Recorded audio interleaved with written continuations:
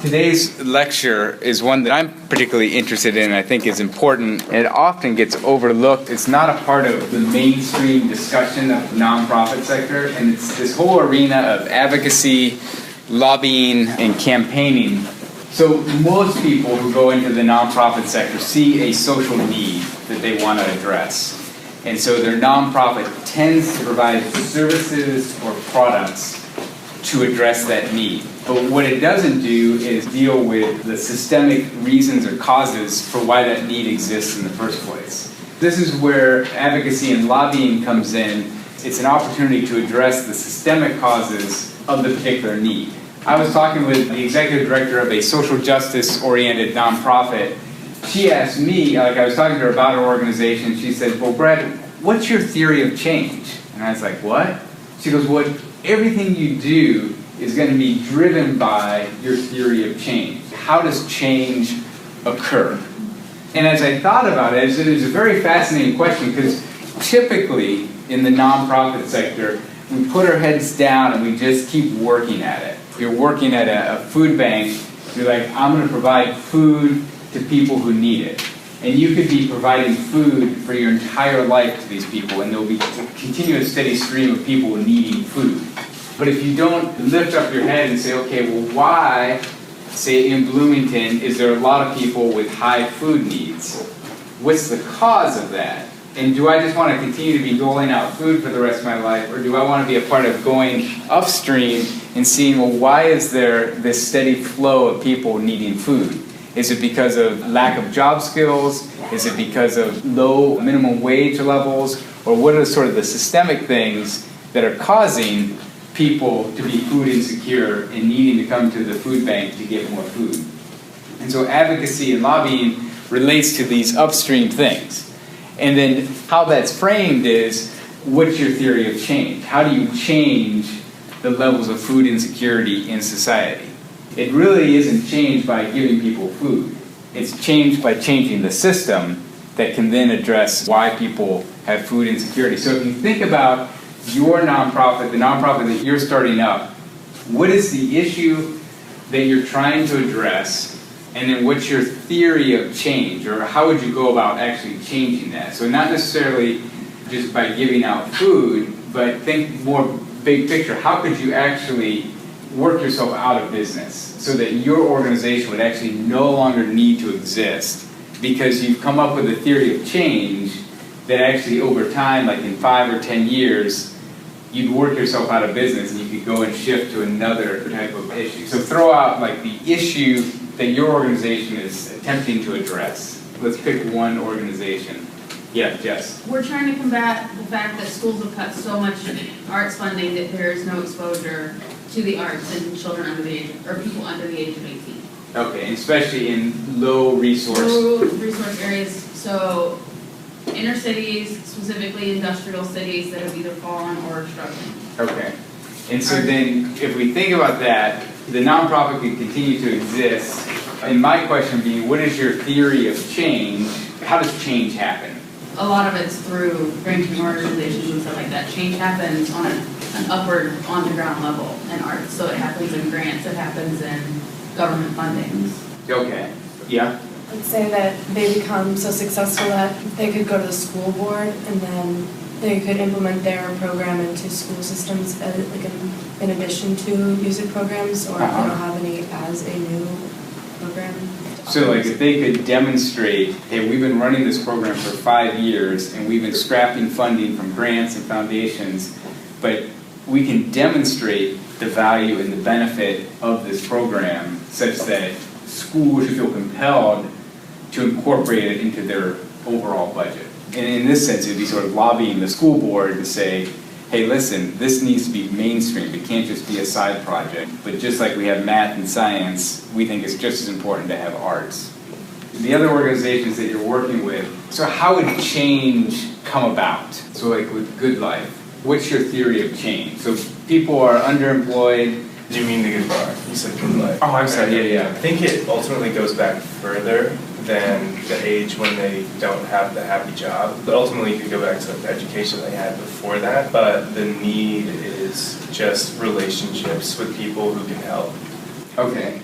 your theory of change emphasizes the importance of relational connections and being networked with people who can help you in your situation. Yeah.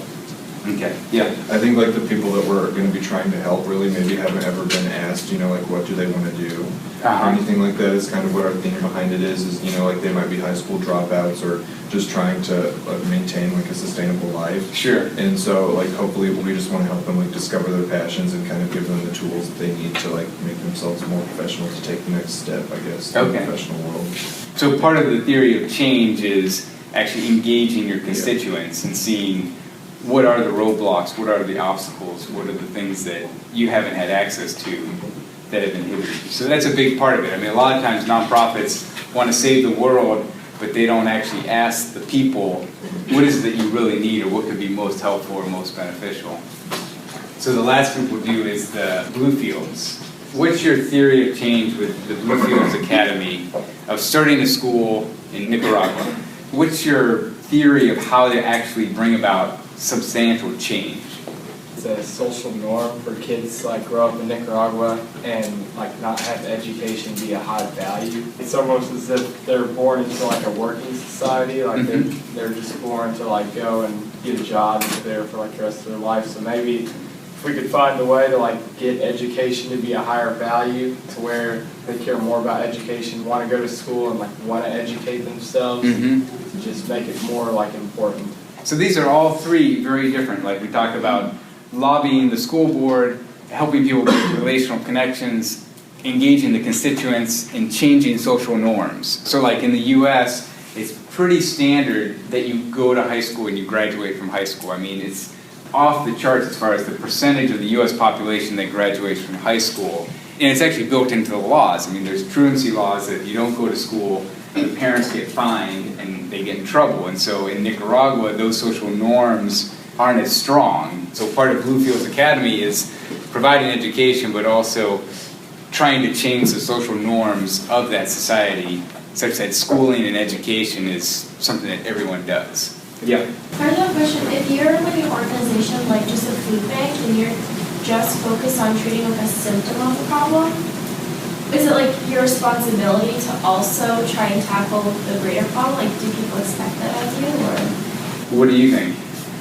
I don't know. I guess just like we have like a lot of food pantries like in like Springfield, and none of them that I know, but like no one expects that of them. Yeah. Like, is that something like most organizations like are expected to do? Well here. There's a part in the book that said, like the CEOs, it's not that they don't want to do advocacy, but they just don't know how to approach it. They don't know what tools to use. So maybe they just were educated in nonprofit management or leadership, and so they don't know how to approach that law type change with lobbying. It's a different skill set, and a lot of people who are running a food pantry, say, are good at interacting with the clients and sort of maybe logistics of getting food, but not necessarily in what would it mean to lobby. And a lot of times the smaller organizations, maybe like those food pantries, they don't have the money to hire the people to do it when the current staff isn't able to for whatever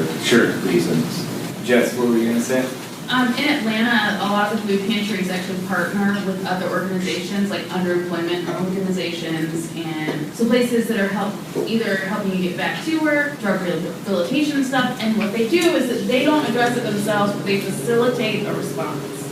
So they provide a way that we're going to feed you at this mealtime, but before we feed you this meal for 30 minutes, we're going to have a presentation on getting you back in the workforce or getting you mental health or getting, so that it's not that they're necessarily addressing it themselves, they're just providing access for other organizations to get their purpose. So they're collaborating with not just lobbyists, but mental health care providers come in and help out with the people. So there's a huge food bank downtown Atlanta, and they have people that come in from Emory, and they do free health screenings, and like the 4 days a month that they do the completely free health screenings are the busiest days at the food banks, because you can go in, get your health screening, and if you have medications that you're required to be on, even if you are either disenfranchised by food alone, or a lot of the people going to the food banks are homeless, it's how they keep their medications up to date. So like, you can still be homeless and get your blood pressure medication. So the bigger question is, if you're running a food bank, should you be expected to do addressing systemic issues related to food insecurity? Should that be an expectation? I don't see why you would, especially in like the case of a food bank, why you would just want to treat the symptom. Do you want people to be homeless still? Like, I Keeps feel like you it's in kind business. of a no-brainer. Like, it does keep you in business, but like, of course you want to change it, so why wouldn't you Sure. take the extra steps instead of just keep feeding homeless people? So you'd say a strong yes, like you should be addressing some of the systemic issues. Other people, why is it the case that then in your town, there's all these food banks and very few of them, if any, are actually doing it? You know, so the assumption is the people who are involved in food banks care about the food and the well-being of the people. And so then why wouldn't they be addressing the more systemic issues? Yeah. I think the main reason is because there are organizations who do that, but there are day-to-day things that these organizations have to take part in and have to be able to do. And if you don't have people, you don't have resources that are continuing to give food, or you're giving opportunities for local supermarkets or different organizations to donate this food, it's taken away from part of the issue of what it is. And those people who are benefiting from it will be benefiting from it in the future, and it could hurt the entire outcome of what the problem can be at stake. It's continually giving them something, but not an end product, which other organizations then are focusing on helping. So you're saying that it's a choice between providing for the immediate needs and allocating your resources towards that versus getting distracted doing the more longer term advocacy work? At times, and I think that there are many organizations that have that main focus of doing one or the other, but then working together and partnering with each other. I know from the DC area, a lot of the different organizations at least partner with each other, or at least talk to one another, especially the homeless conversation and the homeless issue. Sure. So they're trying to help each other out in different ways, and they know one another, so they're bouncing ideas back off each other to help each other out. Sure. The reason I bring this up is I'm working with an assumption that, say you are working for a nonprofit, it's probably related to an issue that you care deeply about. Like, that's the assumption that I'll make. And so if you care deeply about this issue and you actually want to see it solved, I would argue that you want to meet the immediate needs, but then in the back of your mind, always be thinking about, well, how can we work ourselves out of a job so that this need is addressed on a much larger scale. And it might not be you who does it. As Jeff said, it could be just being in collaboration with organizations that are addressing the same issue, but maybe at a systemic level, or like are part of advocacy or lobbying. And so we're going to look at the life cycle of social change issues. I find this really interesting because the norm is we just address the needs, the immediate needs, and we never really look at the upstream causes of these problems. So this gives a flow of how you would actually bring about systemic social change. And the example I'm going to use is one that you're probably familiar with, but you don't know the origins of it. And it's Mothers Against Drunk Driving, MAD, started by one woman whose child was killed by a drunk driver. This was in the 1980s. Her response to the death of her child wasn't just to start a support group, but is actually to start an advocacy and lobbying organization that would change the laws and change the social perceptions related to drunk driving. So it was much more than just a support group. It was actually saying, I want to create a society where the number of deaths by drunk driving would be dramatically reduced. If you think about drunk driving, what's really fascinating is pre-1980s, drunk driving wasn't even a concept, wasn't even a term. It certainly happened, but the word drunk driving didn't even exist. And so it was something such that, one, they didn't even have a way to measure. They didn't have breathalyzers. So you'd have to be super intoxicated, like noticeably intoxicated. And if the police officer pulled you over, they would say, hey, you're not in the condition to drive. And often the police officer would just drive you home. But there were no laws in place that you can't be driving while intoxicated. It wasn't even a misdemeanor. It was just like, you're not in a good condition to drive. So I'm talking about it in regards to drunk driving, but you could think of a bunch of different social issues that we're not even cognizant of. There's like inattention to the problem. And so the first start is raising awareness of the problem or discovering the problem. With Mothers Against Drunk Driving, there's this sense of a discovery of the problem, which sounds kind of strange, but it's like, well, why do we need to discover it? But what was interesting was there wasn't any statistics kept on accidents involving alcohol. When it got reported, it was just an accident. There wasn't a differentiation, like, well, was there alcohol involved in the accident? So like you think of last week, the school bus that crashed and a number of children died, the first thing they asked was there alcohol involved? Was the driver drinking? And they do background checks on, do you have a record of driving while intoxicated? These questions didn't even exist. And so in a sense, Mothers Against Drunk Drivers discovered, hey, listen, this is a problem. And then part of MAD's campaign was to increase public awareness. So if you think about it now, people's understanding of drunk driving, or even yourself, when you're drinking, the concept of a designated driver or the concept of using Uber if you've been drinking is a result of increasing public awareness. It's pervasive now, and part of this advocacy campaign is here's a problem, and it's increasing the awareness of the problem. And so then the part where advocacy and lobbying comes in is proposing possible solutions. With Mothers Against Drunk Driving while intoxicated is pervasive. And it's taking the lives of people that we love, and innocent lives. People, there's often more times the victim of drunk drivers. The actual driver who's drunk usually survives. And so the possible solutions, one was stigmatizing drunk driving. So we talk about social norms. This isn't anything to do with laws. It's just like if you're known as a drunk driver, that's highly stigmatizing now. Way back when Ted Kennedy, he was caught. I don't know the full details of the story, but it's known that he drank a lot and that he would drive when he was drinking, but it wasn't stigmatized. It was just like, oh, that's Ted Kennedy. That's just what he does. Nowadays, if you get caught drunk driving, that's a big black mark on your record. And so there's social stigma associated with it. That was one possible solution, is stigmatizing the particular issue. Another one was there's no laws on the books. So we need to go to state legislators and federal courts to say, hey, there needs to be laws, there needs to be clear standards, so that now when you take your driver's license test, they ask you, what's your minimum blood alcohol level that you can have? Well, again, that law didn't exist before, and now every time you take your driver's license exam, you get asked the question, what's the minimum amount of alcohol that you can have in your system and still drive legally? There's clear laws that are in place.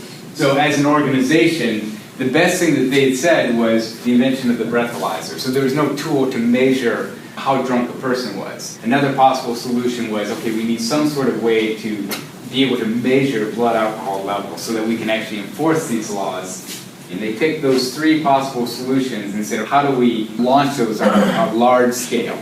Work to get laws passed first at local levels, then at state levels, and eventually at federal level. And again, their campaigns were not only national, but then they've gone global, internationally, against the issue of drunk driving or driving while intoxicated. It starts off with one person with a problem that's not getting much attention, and then it grows and progresses to possible solutions, and then implementing those solutions. So now you guys are part of a generation where it's like, this is just the norm. But 30 years ago, those laws and this perception of drunk driving wasn't even on the radar, a non-existent problem for the most part. So then MAD is at a place where we've dealt with drunk driving in a fairly significant way. Okay, well then how can we pivot, or what other issues could we be addressing? Now it's addressing issues like seatbelt laws. I mean, that was probably like 15 years ago where they began to say, okay, what are other sort of related laws that are taking the lives of people that unnecessarily? So one was seatbelt laws, one was background checks for bus drivers, so school bus drivers or mega bus drivers, where they have large numbers of people that they're responsible for, and yet there was little background checks on these people who are driving. And the last part is either the organization achieves success or they fail. They've ramped up, they've done all that they can, and it doesn't work. So like one might be the organization that wanted to prevent same-sex marriage. There's plenty of organizations out there that were advocating and lobbying to prevent same-sex marriage, but now it's become federally legalized. And so this organization has to say, well, do we keep fighting it, or do we just sort of close up shop and move on? Or the issue falls off the radar and we forget about it again. this is the life cycle of any type of social change organization. What are other ones that you can see map onto the social change dynamic? Yeah. Environmental stuff, Okay. I guess. Like, Yeah. The environmental movement as a whole is a relatively new phenomenon. 40 years ago, it wasn't really on people's radar, and now you're talking about environmentalism or climate change, and everyone knows exactly what you're talking about. Eric. Let's say with the NFL, like concussion. Okay, yeah, Like they're trying exactly. to take the head out of the game now. They don't get as many concussions. Yeah, concussions 20 years ago, it was non-existent, and now you can't watch a football game without it coming up or being discussed or being talked about, or ESPN has a documentary on it. Yeah.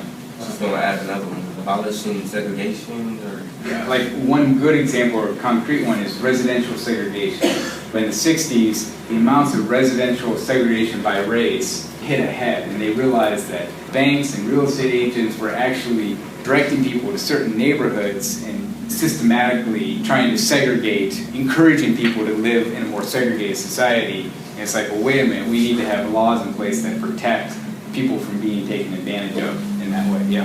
I think this one's, just stopping street harassment and like catcalling. I think Yeah, and related to that would be like bullying. And that's probably a new emergent thing of like, well, should we have bullying laws and how should schools deal with bullying? But all of these are related to advocacy and lobbying if you want systemic change. Is that? You didn't really know about how animals are treated when it came to like food processing and things like Yes. that. But you find a lot more vegans and vegetarians because of it now in our culture. Sure. Animal rights are against cruelty towards animals. So if you think about all these things, you need to identify what is the social issue or cause that you're most passionate about, and what would it look like to walk through this life cycle of social change, such that you come to a point where it's being addressed on a national scale with laws, it's being addressed with social awareness and social norms. One that comes to mind for me, which it's easy to look at the success stories, like the environmental movement. Like, well, that's a no-brainer. Of course that should be like on everyone's radar. But there's plenty of issues that still are below the radar, or ones that have tried to emerge into the public scene. And I think one of the exciting things is identifying the emerging social issues, being on the forefront of advocating on behalf of those issues. And one that's probably, I'll say in the last 5 years, is emerging, and it's emerging on a national scale, is this idea of mass incarceration, the industrial prison complex, where they look at the percentages of people in the US prison system and looking at how disproportionate that number is relative to other countries in the developed world. And also, probably even more egregious, is the disproportionate number of people of color who are in the prison system relative to the percentage of people of color in the entire population, and saying, wait a minute, is there systematic discrimination going on such that people of color are more likely to be put into prison, and then once you're in prison and even get out of prison, your life chances of getting a job, of having a stable life are reduced dramatically. We're going to watch a quick video that talks about mass incarceration, and it's walking through how do you increase awareness, how do you bring about change, and what are possible solutions related to mass incarceration. So as you watch this, think about it through the lens of how do you bring about social change related to this particular issue. The racial composition of the prison population in the United States is very different from the population at large. If people are worried about inequality in America today, I think this deserves more attention in the discussion. Racial inequality in the criminal justice system gets ignored because it doesn't affect most people. In 2010, over 1.6 million people were in state and federal prisons within the United States. So 497 out of every 100,000 Americans were in jail. About half of 1%. Less than 1%. That doesn't seem very large, but when you separate that population by race, you recognize that the personal effects of the criminal justice system are very unequally shared throughout our society. Whites make up 64% of the total population, but only 31% of the incarcerated population. Blacks represent 14% of society, but 36% of the prison population. Hispanics are 16% of America, but 24% of the American prison population. Less than 1 in 100 Americans are currently in jail, But for some races, genders, and age groups, that ratio is a lot larger. For example, if you're young, black, and male, it's closer to about 1 in 4. That means you'd have a higher probability of going to jail than of getting married or going to college. These results are unequal and problematic as poor black communities lack so many of their members.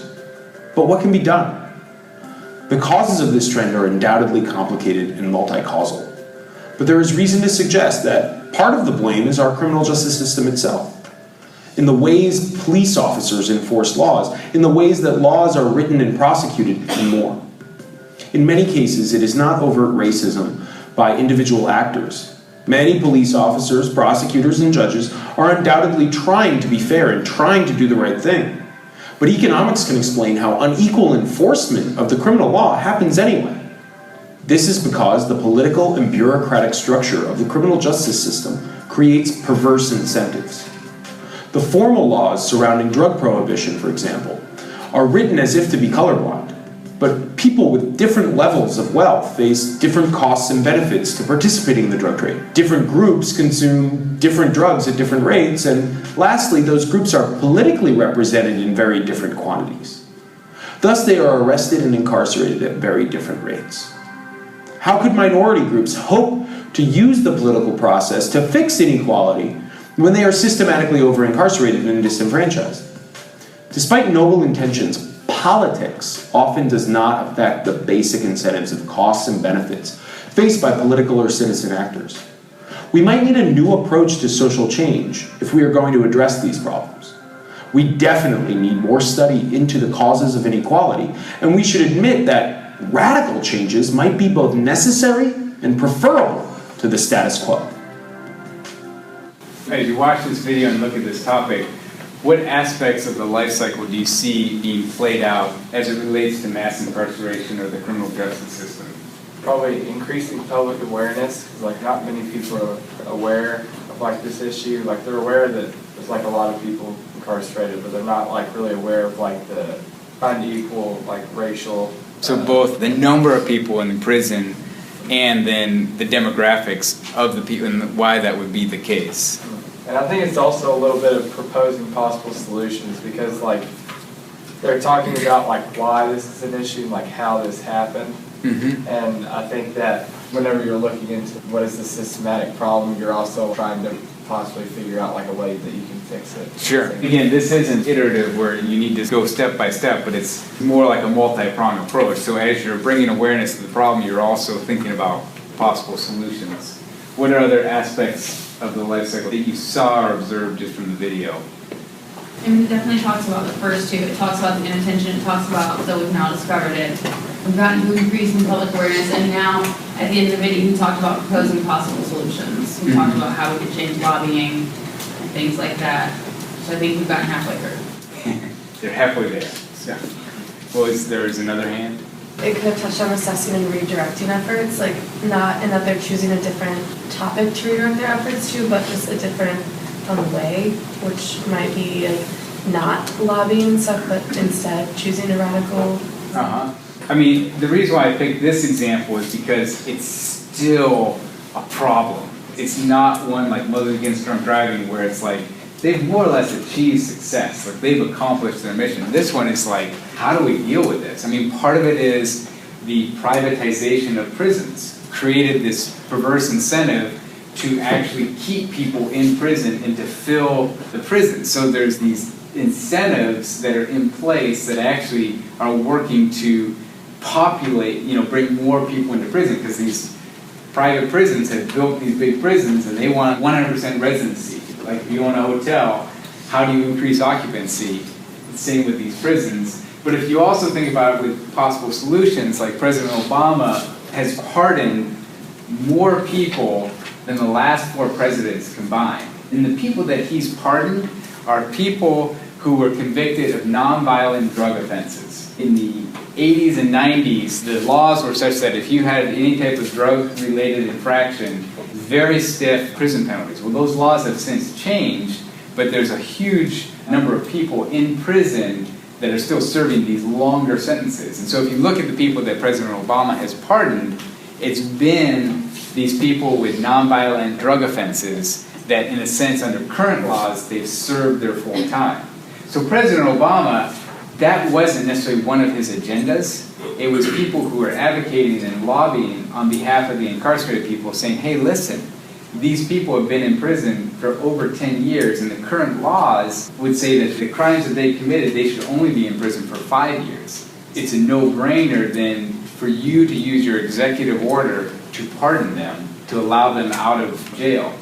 But then there's other solutions of changing the laws and changing the way that these things are enforced and how it works with entering and exiting the prison system. Thinking about your organization, a particular issue that you're interested in, how can we bring about systematic change, or how could I be a part of bringing about systematic change? And so the one aspect is advocacy. And when you guys hear the word advocacy, what words come to mind? What do you associate it with? Like support. Representation, yeah. A child in the foster care system hopefully would have an advocate, someone that would be their voice or represent them. Yeah. A lot of time you hear it with like fundraising, like you're advocating or representing this like an organization in order to receive more funding. Okay. Any other experiences with advocacy where you've heard it or you've seen it come up? I was just kind of like, before reading the chapter, I looked at advocacy like on a bigger scale. But then, like, the book kind of explained that, I mean, you kind of do advocating in your, like, in little ways, like, every day. You know, sure. Like, advocating for your opinion on certain, like, topics or whatever, like, if you're working with different people or something like that. Yeah, like you're a spokesperson for your particular cause. So the definition, it's action taken in support of a cause or idea. So what you're saying is, we actually are all advocates on some level. It's whether or not we're strategic about it and conscious of it is another question. We might just be advocating for certain things without even knowing it, but if we actually organize a large group of people to advocate for a cause or idea. And advocating is associated with people who lack a voice, who lack power, who lack representation. You typically advocate, you don't advocate for the powerful. No one's advocating for the elites of society. It's advocating for people who don't have a voice or don't have power. In what ways could advocacy be paternalistic, taking over, disempowering people in some ways? Some organizations that use religion as a driving force can leave out groups of people from that mission that they have. Sure. So it can take away their power. Yeah, or just sort of begin to make decisions for them in ways that aren't helpful or beneficial to the individual. So we'll pick up on Thursday talking more about advocacy and lobbying